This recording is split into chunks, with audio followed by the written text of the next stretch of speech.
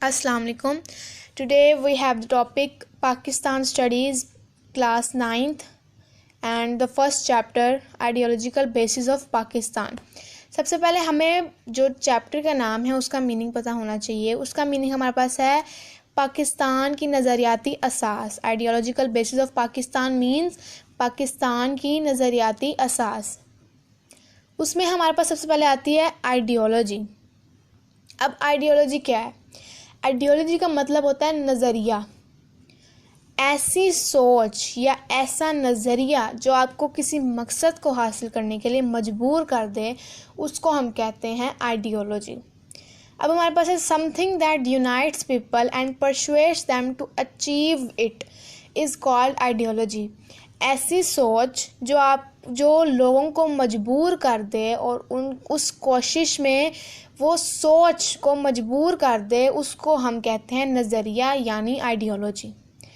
Ideology implies such a plan or program that is based on philosophy and thought to solve political, social and cultural issues.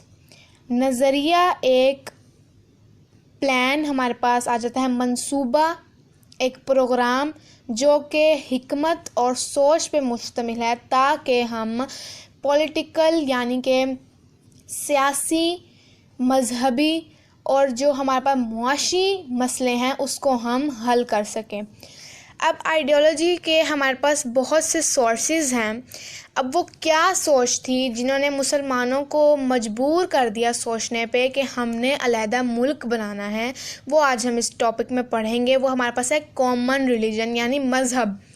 वो मज़हब में ऐसी क्या सोच थी जिन्होंने मुसलमानों को मजबूर कर दिया बरे सग़ीर में कि हम अलहदा मुल्क बनाएंगे.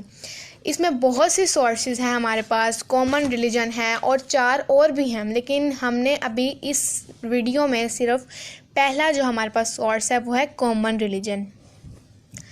Religion is not merely a set of prayers but it affects the entire social life of a nation.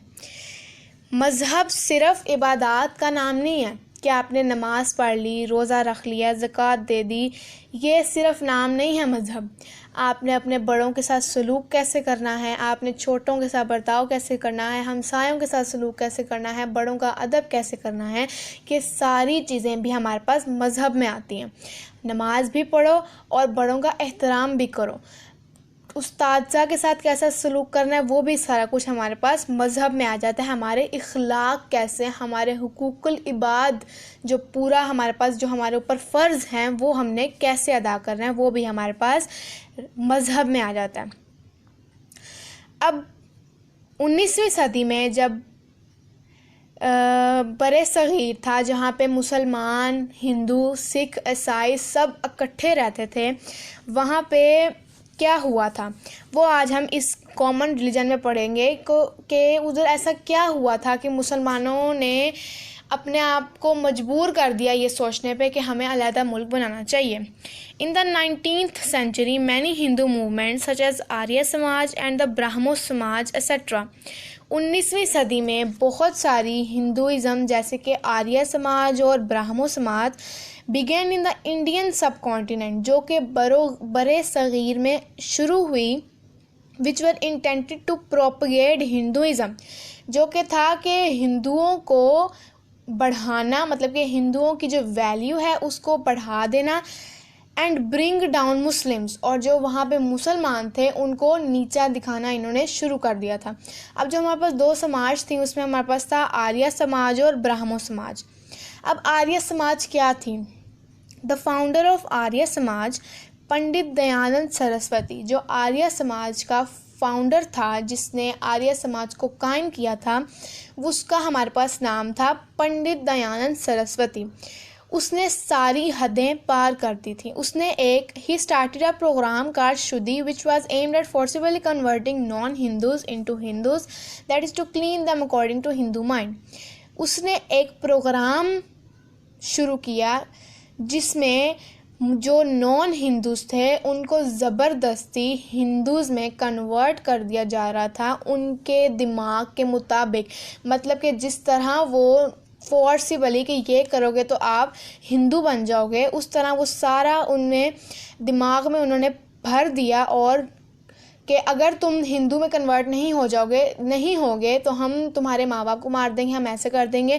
उन्होंने उनको धमकियाँ देना शुरू कर दी। इस वजह से वो ज़बरदस्ती, मतलब ये आता है ज़बरदस्ती में कि उन्होंने ज़बरदस्ती नॉन हिंदूज़ जो थे उनको हिंदूज़ में कन्वर्ट करना शुरू कर दिया।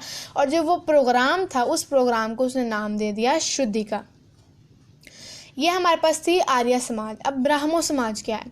राजा राम मोहन राय, द फाउंडर ऑफ ब्राह्मो समाज, जो ब्राह्मो समाज का जिसने कायम की थी वो हमारे पास नाम था Raja Ram Mohan Roy. Also use to speak against Muslims, उसने भी मुस्लिम्स के खिलाफ वर्जी शुरू कर दी थी। The Congress government reinforced this notion and it became difficult for Muslims in the United India to maintain their identity.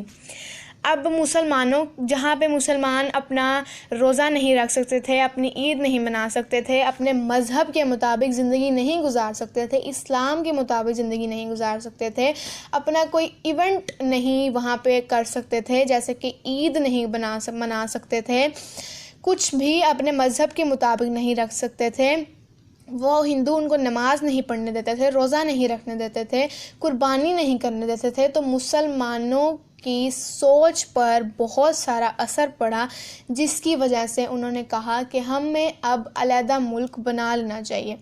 सिर्फ कॉमन रिलीजन की वजह से उन्होंने नहीं कहा कि हमें अलहदा मुल्क बना लेना चाहिए। ये पांचों सोर्सेज को मिलाकर हिंदुओं ने उनको मजबूर कर दिया कि अब हमें अलहदा मुल्क बना लेना चाहिए। तो ये हमारे पास कॉमन रिलीजन था। अब नेक्स्ट जो हमारे पास सोर्स है वो हम नेक्स्ट वीडियो में पढ़ लेंगे।